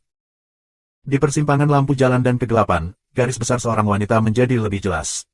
Fernina muncul, memegang peluncur granat. Dia memiliki rambut pirang pendek. Kerutan di sisi matanya menunjukkan dia tidak terlalu muda, tetapi penampilannya masih memiliki tanda-tanda kecantikannya ketika dia masih muda. Setiap gerakan yang dia lakukan memainkan pantun seorang wanita dewasa. Dorasi berjalan keluar dari mobil. Dia tetap tenang dan memandangi para penjaga yang kesulitan di lantai. Siapa kalian? Fernina perlahan berjalan menuju Dorasi sambil mengeluarkan pistolnya dan membunuh para penjaga di jalan. Dia mengeluarkan jarum suntik obat penenang dari kantong taktis di pinggangnya dan berkata, letakkan pistol ke bawah, atau akan ada lubang di hatimu. Ekspresi Dorasi berubah. Dia melihat ke bawah dan melihat titik merah di dadanya di mana hatinya berada. Dia segera melonggarkan cengkeramannya di pistol di belakang punggungnya. Mendongak, dia bisa melihat titik merah yang menjulang dari ruang lingkup sniper di gedung bertingkat tinggi. Di sebuah jendela di gedung, Hannes memegang senapan sniper, menyediakan jarak kembali dan mengendalikan situasi dari atas. Sepertinya aku tidak punya pilihan. Dorasi mengangkat tangannya dengan wajah panjang dan berjalan menuju Fernina. Bang! Tiba-tiba, pintu mobil yang terbalik terbang. Sepasang tangan meraih kusen pintu dan merobeknya dengan suara menusuk. Han Xiao berjalan keluar saat dia meregangkan lehernya, tubuhnya sakit karena kecelakaan. Setelah terpesona oleh howitzer entah dari mana, dia dalam suasana hati yang buruk. Masih ada yang hidup. Fernina berbalik dan menembaki Han Xiao tanpa mengubah ekspresinya. Han Xiao bereaksi dengan cepat. Armor retractable yang dikendalikan secara magnetik melilit tubuhnya saat howitzer memukulnya, dan dia dilahap api. Fernina berpikir bahwa lebih dari cukup untuk berurusan dengan ikan kecil yang lolos dari jaring, tetapi setelah asapnya menghilang, Han Xiao masih berdiri di sana, menatapnya dengan dingin. Ekspresi di matanya membuatnya gugup. Dalam karirnya berjuang selama berabad-abad, dia telah bertarung dengan semua jenis musuh yang kuat dan mengembangkan intuisi yang tajam yang dapat dengan cepat mengidentifikasi kekuatan musuh. Dia bisa tahu hanya dari satu pandangan bahwa ini adalah mata pemangsa. Han Xiao memiliki ekspresi mengerikan di wajahnya ketika melihat informasi di antarmuka. Musuh itu bernama Fernina. Dia adalah LV-60 Cannon Master yang menakjubkan, yang merupakan batas dari versi 1.0, seseorang yang berada di puncak piramida di planet Aquamarine. Ini adalah orang kedua setelah Bennett di planet Aquamarine yang berada di level maksimum. Tapi dia tidak memiliki kemampuan cetak sebanyak Bennett. Fernina, namanya terdengar akrab, Han Xiao berpikir. Untuk orang tingkat tinggi untuk menyerang seorang pejabat Maple, pasti ada beberapa agenda tersembunyi. Han Xiao terlibat secara tidak sengaja, tetapi dia tidak ingin ikut campur, jadi dia mengakui ketidakberuntungannya. Tepat ketika Han Xiao berbalik, ingin meninggalkan tempat itu dengan sepatu botnya, Fernina menembak lagi. Bunyi. Seorang Howitzer memukul Han Xiao di bagian belakang kepalanya dan meledak di armor, mendorongnya ke depan. Han Xiao berhenti di tempat segera. Monumen berikutnya, baju besi melilit seluruh tubuhnya. Han Xiao berbalik dan berlari ke arah Fernina. Dia mengeluarkan pisau yang bisa ditarik dan menusuk dengan cepat. Electromagnetic Hover Boots berada pada kekuatan penuh, jadi kecepatan dashboardnya seperti peluru. Fernina buru-buru mengangkat peluncur granatnya sebagai perisai. Pekik. Bilah hitam gelap menembus peluncur granat. Itu memotong struktur mekanik yang rumit di dalamnya dan menusuk ke perut Fernina, menyebabkan darah menetes ke tanah. Tangan Han Xiao melepaskan pedangnya, dan dia meluncurkan tinjunya ke arah kuil Fernina. Dia buru-buru mengangkat tangannya untuk menghalangi. Saat kepalan dan lengannya bertabrakan, dia merasakan kekuatan yang tak tertahankan yang menghantam kepalanya di tulang-tulangnya. Dia kemudian merasakan sakit di perut bagian bawahnya saat Han Xiao menendangnya.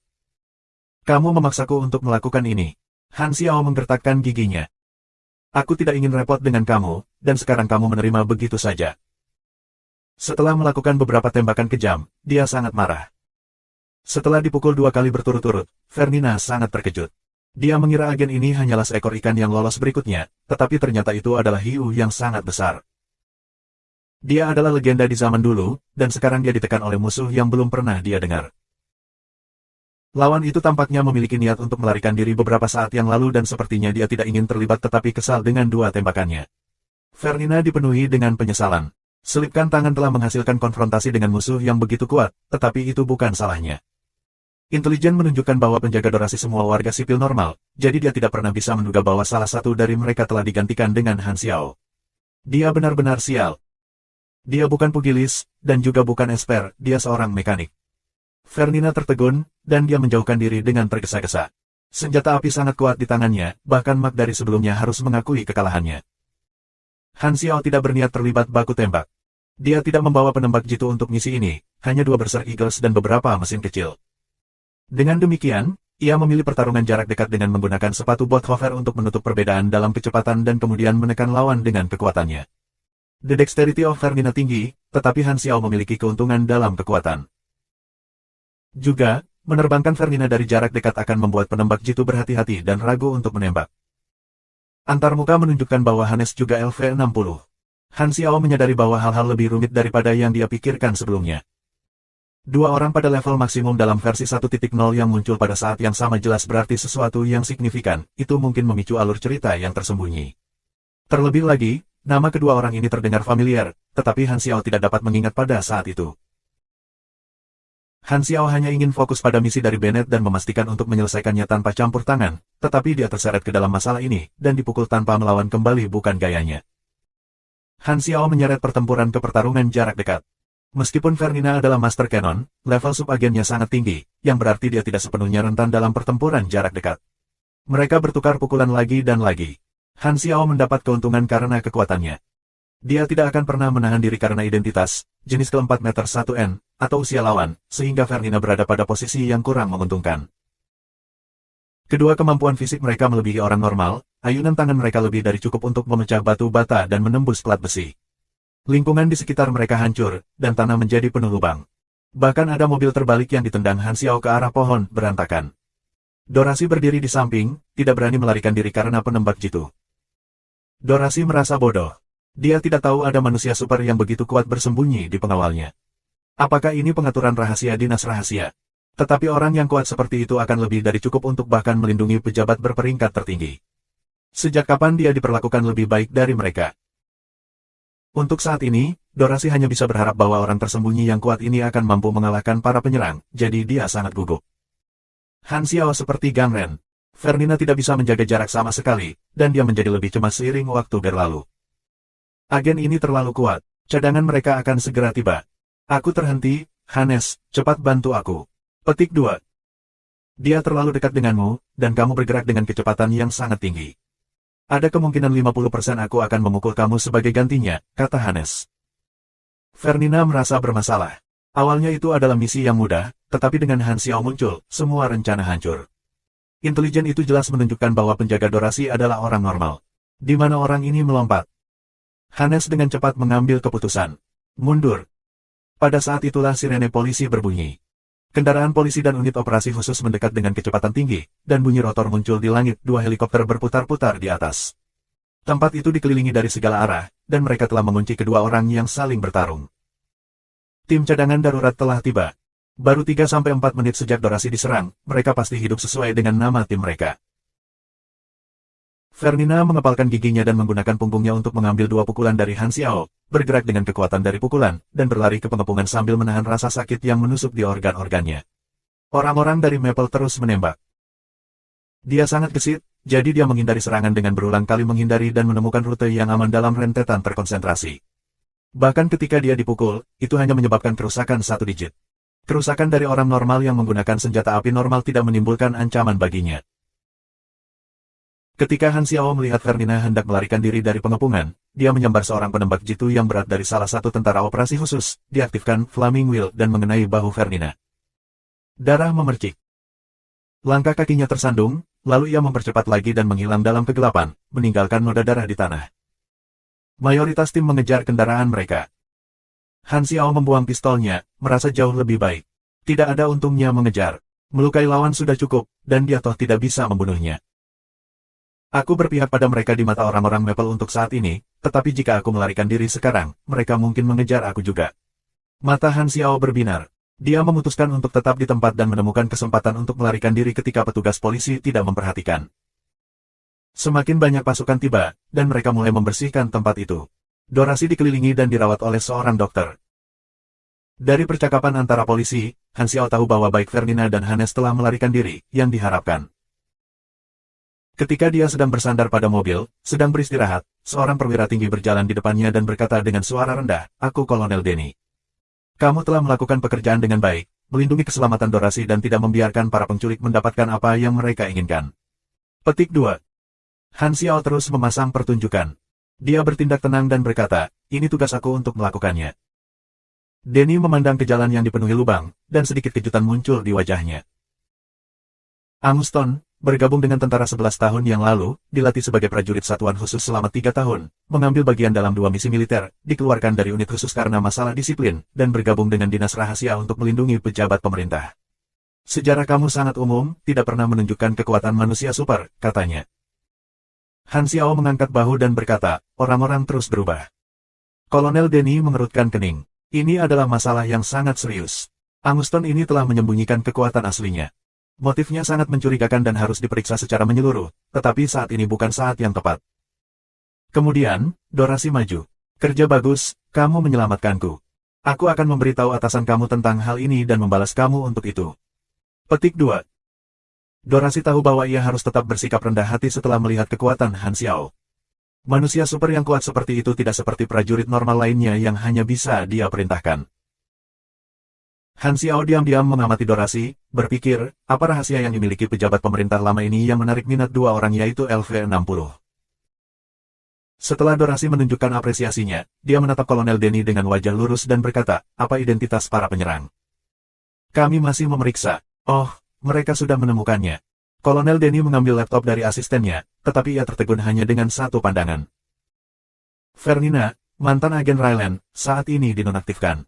Dia dulunya sangat aktif di medan perang era lama, adalah salah satu legenda yang bersinar di era itu. Dia melakukan lebih dari 100 misi yang sangat berbahaya, termasuk pembunuhan, perincian perlindungan, infiltrasi, merongrong pemerintah, dan sebagainya. Hari ini adalah penampilan pertamanya dalam beberapa dekade, dan tingkat ancamannya ditentukan sebagai yang tertinggi. Petik 2. Jika itu ada hubungannya dengan karakter legendaris dari era lama, maka itu akan lebih atau kurang ada hubungannya dengan Bennett. Oh, aku ingat sekarang. Han Xiao memiliki kilatan cahaya di benaknya. Dia sekarang ingat di mana Fernina dan Hannes muncul. Itu di tengah versi 1.0 ketika para pemain melakukan kontak dengan kedua nama ini. Mereka muncul dalam bentuk sesuatu yang lebih seperti telur Paskah. Di kamp pengungsi terbesar yang dibuat oleh Bennett dalam kehidupan Han Xiao sebelumnya, ada sebuah bukit kecil yang memiliki 3 kuburan. 2 dari mereka milik 2 orang ini. Ketika pemain melakukan kontak dengan mereka, mereka sudah mati. Bennett kadang-kadang akan berhenti di depan 3 kuburan, dan jika seseorang bertanya kepadanya tentang hal itu, ia akan menghela nafas dan mengatakan bahwa ia telah mengubur teman-teman dan kawan-kawan, semua orang terhormat. Pemain hanya tahu ketiga orang ini adalah teman lama Bennett dari apa yang dia katakan dan tidak ada yang lain. Beberapa pemain telah mencoba memicu misi, tetapi itu tidak menghasilkan apa-apa. Ternyata, itu hanya telur Paskah. Tapi sekarang, 2 orang di kuburan masih hidup. Han Xiao yakin pasti ada jalan cerita yang tersembunyi. 2 orang terkuat di LV-60 dari era Bennett yang sama. Mengapa mereka melawan pejabat pemerintah Maple? Dalam alur cerita asli, bagaimana dan untuk apa mereka mati? Siapa yang membunuh mereka? Kolonel Denny menatap Han Xiao dengan curiga. Orang ini yang belum pernah dia dengar sebelumnya telah mengusir legenda zaman. Dia lebih kuat dari yang dia kira. Ada seorang pria yang menakutkan yang disembunyikan di dinas rahasia, dan militer tidak menyadarinya. Kami harus menyelidiki secara menyeluruh, pikir Kolonel Denny. Dengan pikiran seperti itu dalam benaknya, Kolonel Denny memerintahkan orang-orang untuk membersihkan medan perang, dan dalam waktu singkat, Han Xiao menghilang dari bawah hidungnya. Han Xiao mengaktifkan kemampuan penguntit malam ketika perhatian orang-orang di sekitarnya dialihkan dengan membersihkan medan perang. Dia berjalan ke sudut dan segera mengubah wajahnya dan melarikan diri. Levelnya jauh lebih tinggi daripada semua orang di sana, jadi begitu dia mengaktifkan mode sembunyi-sembunyi, dia tidak dapat terdeteksi kecuali dia tetap berada tepat di depan seseorang untuk waktu yang sangat lama. Segera setelah Kolonel Denny menyadari hal ini, dia dengan cepat bertanya kepada orang-orang di sekitarnya, tetapi tidak ada yang melihat Amuston pergi. Dia berdiri diam kaget. Hanya dengan sedikit perhatian, orang itu telah menghilang. Dia memerintahkan orang-orangnya untuk mencari di daerah terdekat, yang tentu saja tidak membuahkan hasil. Tidak lama setelah Kolonel Denny bingung, seseorang menemukan Amuston yang asli terbaring di taman rumah Dorasi. Dia kemudian menyadari bahwa, Amuston, ini adalah palsu, dan itu adalah hal yang sama dengan yang dilakukan orang misterius yang menyusup ke rumah-rumah pejabat lain. Identitas penyerang dikonfirmasi, tetapi siapa infiltratornya? Kolonel Denny berpikir dengan berat. Penyusupnya sekuat Ferdinand, jadi dari organisasi mana dia berasal, dan mengapa kekuatan tingkat S muncul di ibu kota? Dorasi ngeri dan berkeringat dingin ketika dia tahu yang sebenarnya. Bagaimanapun, ternyata orang yang melindunginya juga adalah musuh yang telah menguntitnya selama ini. 2 musuh sebenarnya bertarung satu sama lain. Rasanya seperti dia berjalan melewati tepi neraka dan berakhir tanpa terluka. Bagaimana aku hidup? Dorasi masih panik. Saat orang-orang dari Maple masih menyelidiki, Han Xiao sudah kembali ke rumah Dorasi. Dia meletakkan dokumen terakhir di ruang kerja dan pergi, dengan sombong. Garis bawah garis bawah garis bawah garis bawah. Pencegahan dan ancaman, selesai. Kamu telah memperoleh 120.000 pengalaman. Plus 500 hubungan dengan Fakta Darah Masyarakat. Hubungan saat ini, penghargaan, 4.450 per 6.000. Garis bawah garis bawah garis bawah garis bawah. Ada afiliasi antar organisasi. Bloodpact Society adalah organisasi bawahan Darknet, jadi hubungannya dengan itu juga akan mempengaruhi hubungannya dengan Darknet, seperti halnya hubungannya dengan Divisi 13 juga memengaruhi sikap Star Dragon terhadapnya. Untuk membuka hubungan dengan organisasi tingkat atas, Darknet, Han Xiao menduga dia membutuhkan kesempatan, seperti misi atau sesuatu.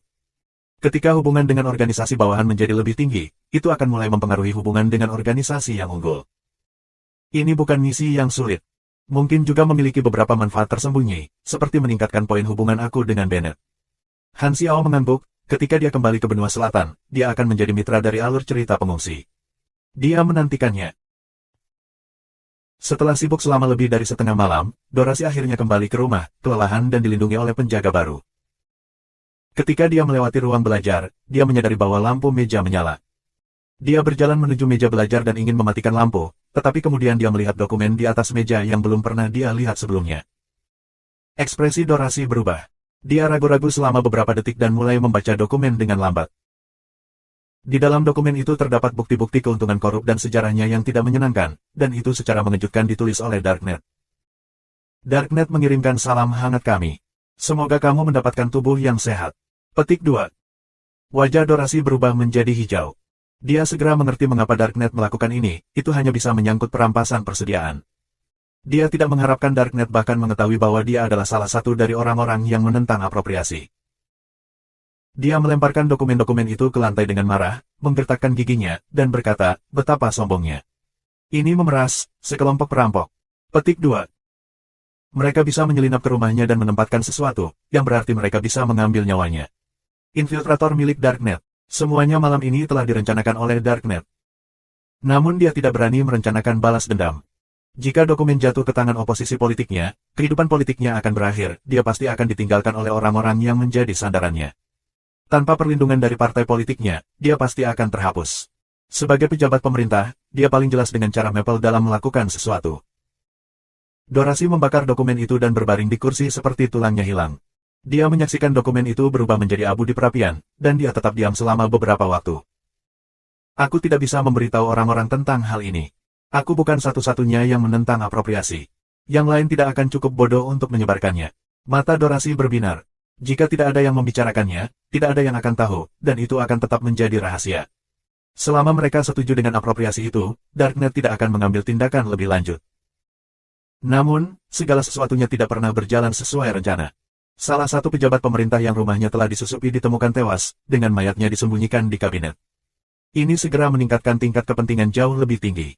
Agen dinas rahasia mengunci rumah resmi dan menyelidiki seluruh rumah dengan hati-hati. Han Xiao melihat bahwa targetnya mati pada saat itu. Karena itu, ia menanam dokumen itu. Tentu saja, tim intelijen tidak berhasil menemukan apapun. Namun, mereka memiliki tebakan kasar. 5 korban, tetapi hanya 1 yang mati, mengapa 4 lainnya tidak terluka? Apa motif infiltrator? Unit intelijen bertanya kepada keempat korban lainnya, termasuk Dorasi, apakah ada ketidaknormalan, mereka berempat menyangkalnya. Namun, tim intelijen telah menemukan hubungan antara 5 pihak, yang merupakan oposisi mereka untuk memberikan bantuan bagi Darknet belum lama ini. Darknet adalah yang paling mencurigakan. Sang penyusup telah bertarung dengan legenda zaman dulu lalu menghilang ke udara. Maple Intelligence Institution segera mempersempitnya menjadi orang yang paling mencurigakan, Darknet Black Phantom. Yang berarti keempat pejabat itu berbohong, tetapi mengapa pejabat pemerintah yang mati terbunuh? Dokter memeriksa penyebab kematiannya. Mereka tidak menemukan luka di luar atau di dalam, penyebab kematian adalah infak miokard dan melimpahnya adrenalin. Singkatnya, dia takut mati. Apa yang dia lihat sebelum dia mati untuk menakuti dia sampai mati? Apakah dia melihat hantu? Apa yang Black Phantom lakukan? Semakin banyak mereka berpikir, semakin menakutkan bagi agen intelijen Maple. Cara pembunuhan yang menakutkan, alami, tanpa jejak, penyamaran saleh, sulit dipercaya. Petik 2. Agen-agen intelijen mencatatnya dengan tergesa-gesa. Ketangguhan Black Phantom dikenal oleh semua orang di dunia bawah, hampir mustahil untuk menemukannya. Lembaga intelijen Maple hanya bisa melakukan semua yang mereka bisa, dan mereka sudah mengharapkan upaya mereka sia-sia. Fernina duduk T3L4-4 nanogram di atas kursi dengan bagian depannya menghadap ke belakang kursi. Tangannya meraih kursi dan meletakkan dagunya di punggung tangannya. Hannes ada di belakangnya, berurusan dengan luka di bahunya. Di sampingnya ada bola kapas yang basah oleh darah. Ding dong. Hannes akhirnya mengeluarkan peluru yang tersangkut di otot dan melemparkannya ke lempengan logam.